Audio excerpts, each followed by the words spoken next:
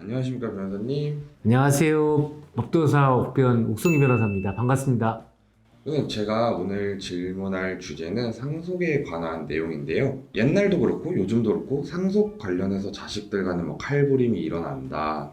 뭐 드라마 같은 데도 보면은 자식들 간에 상속이 뭐 내 돈이네, 네 돈이네 이런 경우가 되게 많은데 혹시 자식들 간에 상속 비율이 비합리적으로 좀 다르다고 느껴졌을 때 그럴 때는 좀 어떻게 대처하면 좋을지 그게 궁금해서 찾아왔습니다. 예, 그 피상속인의 상속 재산을 그 상속인 즉 배우자 내지 그 직계 비속 아들, 딸 중 1인에게만 물려준 경우에 그 이제 뭐 대표적인 경우가 될 수 있을 것 같은데 그 나머지 상속인들이 유류분 반환 청구를 제기해서 자신의 그 상속 재산을 청구할 수가 있습니다. 이러한 유류분 반환 청구 소송은 피상속인이 사망한 사실을 알고 또 다른 상속인에게 재산을 증여했다는 사실을 안 때로부터 1년 이내에 진행해야 합니다. 그 유류분에 대한 권리를 지닌 사람은 먼저 그 1순위가 피상속인의 직계 비속, 즉 아들, 딸들, 그 다음에 2순위가 피상속인의 배우자, 그리고 3순위가 피상속인의 직계 존속 순으로 되어 있습니다. 따라서 그 1순위의 상속인이 있는 상황이라면은 2순위의 상속인, 즉 피상속인의 배우자는 유류분 청구를 할 수가 없습니다.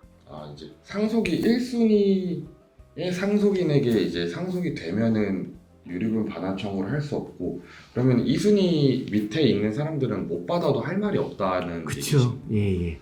그러니까 순위별로 해서 먼저 그 사람이 청구하는 거지 나머지 그 순위에 있는 사람이 같이 동시다발적으로 하고 그런 게 아니라 1순위에 있는 사람들이 먼저 청구를 할 수가 있습니다.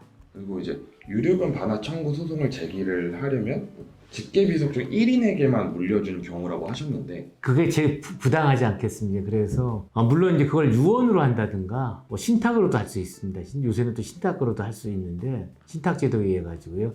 자기의 상속 재산을 유언 공증으로 하거나 아니면은 신탁으로 해가지고 신탁 회사에 이를 맡겨가지고 신탁법상의 신탁을 해서 맡기는 수도 있는데 그것과 관련해서 내가 받아야 될 상속 재산이 부당하게 침해됐다는 이유를 해가지고 유류분 반환 청구를 하는 거죠.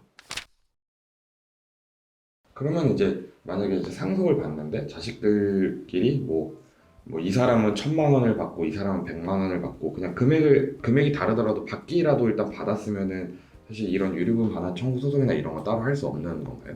할 수는 있죠. 근데 이제 그게 이제 그러니까 1,000만 원, 100만 원 해서 이렇게 좀 너무 단순화했는데 상속 재산이 다양할 수 있지 않습니까? 뭐 네.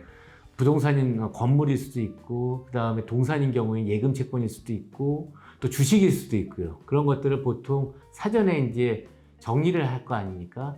정리를 해가지고 했는데 그와 관련해서 원래 그 상속인들 직계비속내 배우자가 이게 좀 부당하다 그러면은 사전에 그게 증여됐을 거 아닙니까? 그 증여된 거를 확인하고 1년 이내에 이것도 우리가 좀 받아야 되는 건데 못 받았다. 뭐 청구하는 것이 유류분 반환 청구 소송입니다. 유류분 반환 청구 소송이 있다는 것도 몰랐는데 변호사님이 또 이렇게 잘 설명을 해주셔서 제 머릿속에 쏙쏙 이해가 가는 것 같습니다. 변호사님 오늘도 좋은 답변 감사합니다. 예, 감사합니다. 법도사 옥변이었습니다.